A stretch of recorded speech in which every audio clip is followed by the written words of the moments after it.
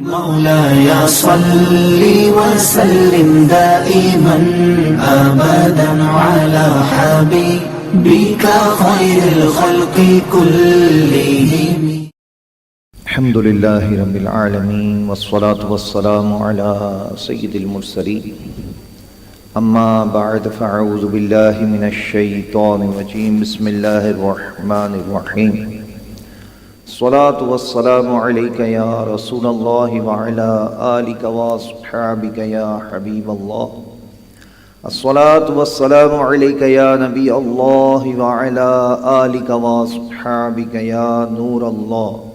سرکار مدینہ صلی اللہ تعالی علیہ وآلہ وسلم کا فرمان عافیت نشان ہے، جو مجھ پر ایک دن میں 1000 مرتبہ درود پاک پڑھے گا، وہ اس وقت تک نہیں مرے گا جب تک جنت میں اپنا مقام نہ دیکھ لے۔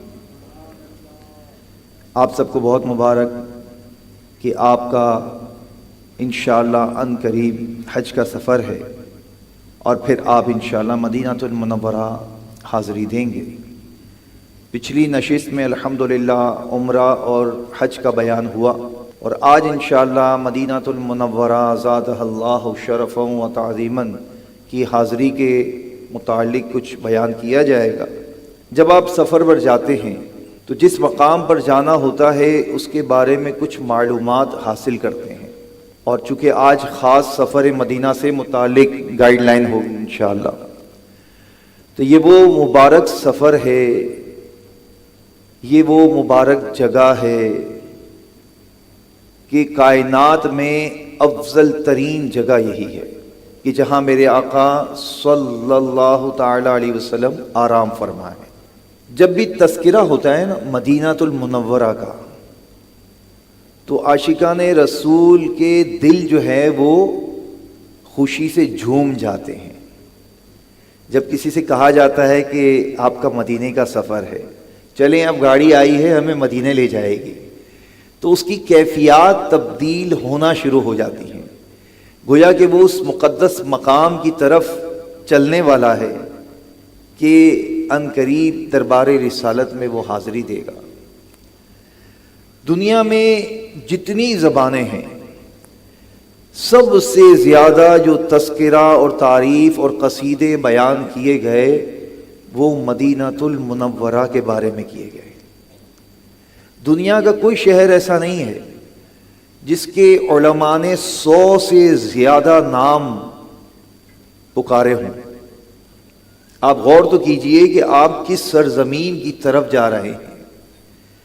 اس سرزمین کی طرف جا رہے ہیں کہ جہاں میرے آقا صلی اللہ علیہ وسلم نے صحابہ کرام علیہم رضوان کے ساتھ ہجرت فرمائی۔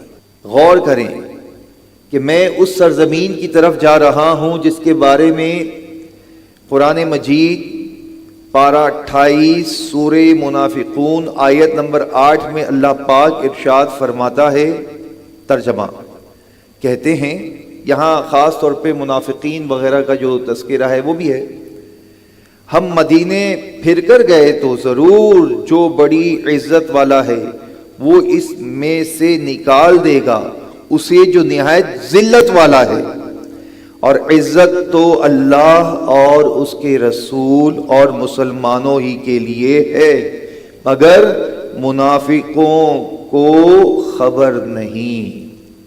مسلمانوں کا درجہ ہے کہ وہ اس بات کو جانتے ہیں کہ یہ مدینہ یہ کیا سرزمین ہے، اس مدینے کی کیا خوبصورت شان ہے، اور مدینے کی فضیلت میں آتا ہے، بڑی پیاری حدیث پاک ہے، میرے آقا صلی اللہ تعالی علیہ وسلم نے ارشاد فرمایا، تم میں سے جو مدینے میں مرنے کی استطاعت رکھے وہ کیا کرے؟ وہ مدینے ہی میں مرے، کیونکہ جو مدینے میں مرے گا میں اس کی شفاعت کروں گا اور اس کے حق میں گواہی دوں گا۔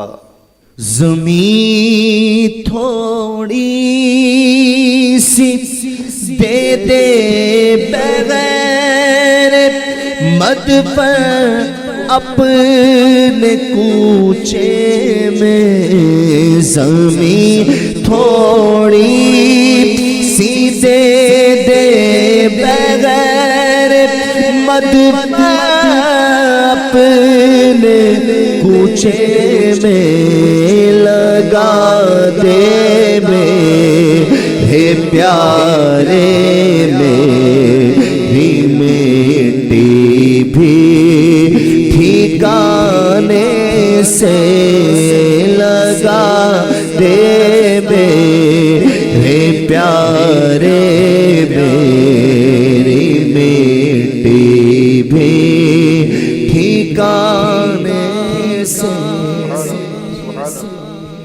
مدینہ المنورہ وہ جگہ ہے کہ میرے آقا صلی اللہ علیہ وسلم کا ارشاد خوشگوار ہے، اللہ اکبر، مدینے میں داخل ہونے کے تمام راستوں پر فرشتے ہیں، اس میں طاعون اور دجال یہ داخل نہ ہوں گے، یعنی دجال جو پوری دنیا پر قابض بھی ہو جائے گا لیکن وہ مدینے کی طرف نہ جا سکے گا، مدینے میں داخل نہ ہو سکے گا، اللہ اکبر۔ ایک اور مقام پر میرے آقا صلی اللہ تعالی علیہ وسلم کا فرمان معظم ہے، اس ذات کی قسم جس کے دستے قدرت میں میری جان ہے، مدینے میں نہ کوئی گھاٹی ہے نہ کوئی راستہ مگر اس پر دو فرشتے ہیں جو اس کی حفاظت کر رہے ہیں۔ آپ غور تو کیجئے کس قدر عالی شان مقام ہے، آپ اس مقام کا قصد کیے ہوئے ہیں جہاں جانے کے لیے ہر دل بے قرار ہے۔ امام نووی علیہ رحمہ فرماتے ہیں کہ جو ابھی روایت میں نے بیان کی کہ مدینے کی فضیلت کا بیان ہے کہ سرکار صلی اللہ علیہ وسلم کے زمانے میں اس کی حفاظت کی جاتی تھی، کثرت سے فرشتے حفاظت کرتے اور انہوں نے تمام گھاٹیوں کو سرکار صلی اللہ علیہ وسلم کی عزت افزائی کے لیے گھیرا ہوا تھا۔ اور حضرت ابو ہریرہ رضی اللہ تعالیٰ عنہ کی تو کیا خوب روایت ہے کہ آپ فرماتے ہیں کہ لوگ جب موسم کا پہلا پھل دیکھتے اسے حضور پاک صلی اللہ علیہ وسلم کی خدمت سراپا عزوت میں حاضر لاتے، سرکار صلی اللہ علیہ وسلم اسے لے کر اس طرح دعا کرتے، الہی تو ہمارے لیے ہمارے پھلوں میں برکت دے، ہمارے لیے ہمارے مدینے میں برکت دے، اللہ اکبر، اور ہمارے سا اور مد میں برکت کر، یا اللہ بے شک ابراہیم تیرے بندے اور تیرے خلیل اور تیرے نبی ہیں، اور بے شک میں تیرا بندہ تیرا نبی ہوں، انہوں نے مکے کے لیے تجھ سے دعا کی اور میں مدینے کے لیے تجھ سے دعا کرتا ہوں، اسی کی مثل جس کی دعا مکے کے لیے انہوں نے کی، اور اتنی ہی یعنی مدینے کی برکتیں مکے سے دگنی ہوں۔ پھر جو چھوٹا بچہ سامنے آتا آپ وہ پھل اس کو عنایت فرما دیتے، سبحان اللہ سبحان اللہ۔ ہاتھ اٹھا کر ایک ٹکڑا اے کریم، ہے سخی کے مال میں حقدار ہم۔ واقعی میں میرے میٹھے اسلامی بھائیوں، لوگ جو ہیں وہ مختلف پلیسز پہ جانے کی خواہش کرتے ہیں، کوئی لندن و پیرس کے سپنے دیکھ رہا ہے، اور عاشق ہے جو جھومتا مدینے کو جا رہا ہے، سبحان اللہ۔ رسول اللہ صلی اللہ علیہ وسلم کا ایک اور فرمان دل پذیر ہے، سبحان اللہ، مجھے ایک ایسی بستی کی طرف ہجرت کا حکم ہوا جو تمام بستیوں کو کھا جائے گی، یعنی سب پر غالب آ جائے گی، لوگ اسے یثرب کہتے ہیں اور وہ مدینہ ہے۔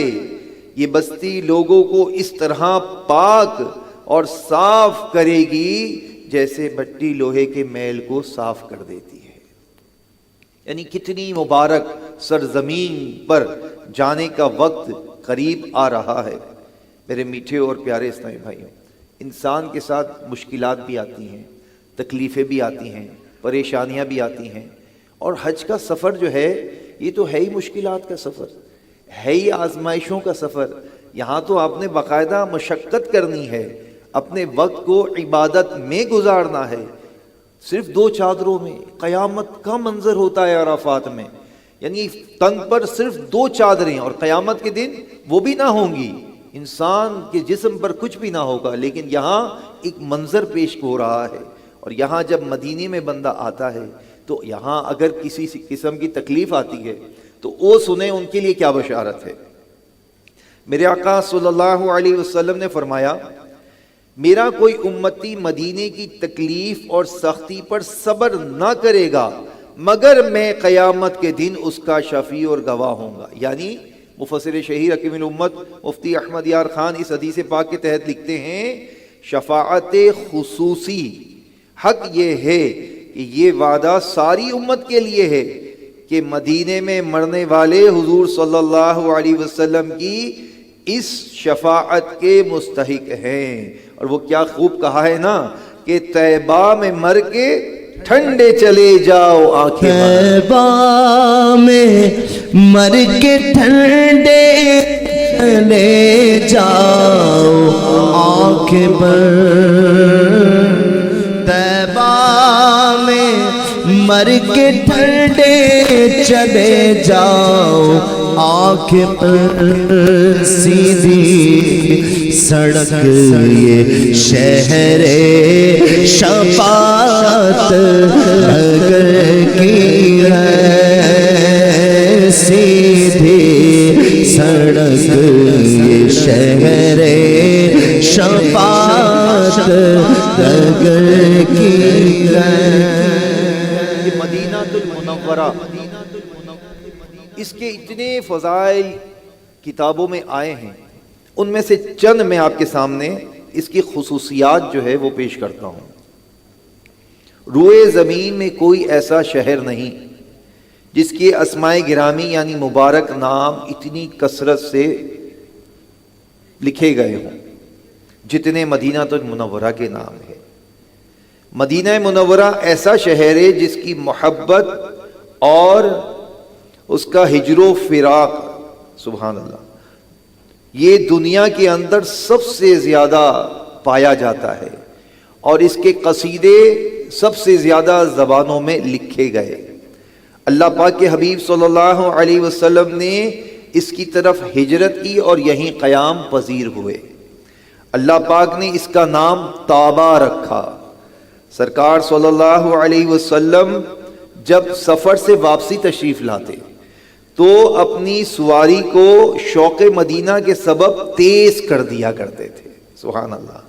مدینہ منورہ میں آپ صلی اللہ علیہ وسلم کا قلب مبارک سکون پاتا، یہاں کا گرد و غبار اپنے چہرے انور سے صاف نہ فرماتے، اور صحابہ کرام علیہم رضوان کو بھی اس سے منع فرماتے اور ارشاد فرماتے کہ خاک مدینہ میں شفا ہے۔ حضرت سیدنا سعد بن ابی وقاص رضی اللہ تعالیٰ عنہ یہ روایت کرتے ہیں کہ جب رسول اللہ صلی اللہ علیہ وسلم غزوہ تبوک سے واپس تشریف لا رہے تھے، کیا ہوا؟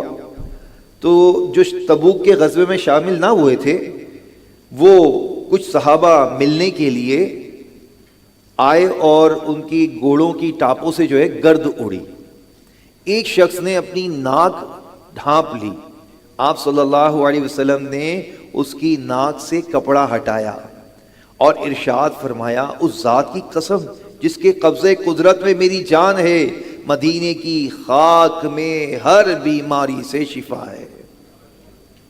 ایک اور مقام پر لکھا ہے کہ جب کوئی مسلمان زیارت کی نیت سے مدینہ منورہ آتا ہے تو فرشتے رحمت کے تحفوں سے اس کا استقبال کرتے ہیں۔ وہ آپ سوچ لیجئے، اس سرزمین پر جانے والے ہیں جہاں آپ کے استقبال کے لیے فرشتے موجود ہیں۔ اے خاک مدینہ تیرا کہنا کیا ہے، تجھے قرب شاہ مدینہ ملا ہے، اے خاک مدینہ لگاؤ تم آنکھوں میں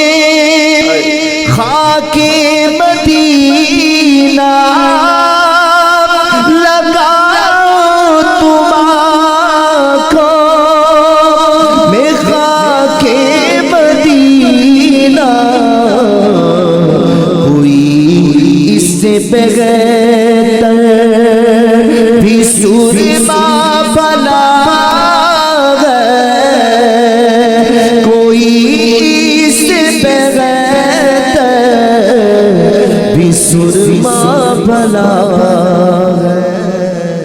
फरमाया गया कि जो वुजू करके आए और मस्जिद नबवी अला साहिब सलातो सलाम में नमाज अदा करे, उसे हज का सवाब मिलेगा।